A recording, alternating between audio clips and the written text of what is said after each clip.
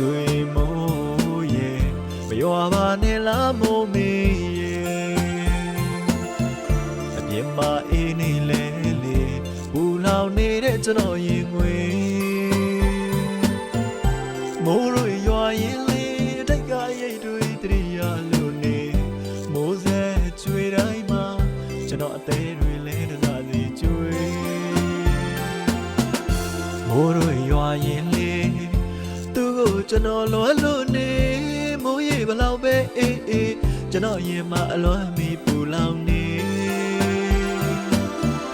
ရွှေမိုးမေးမတန်ရဲ့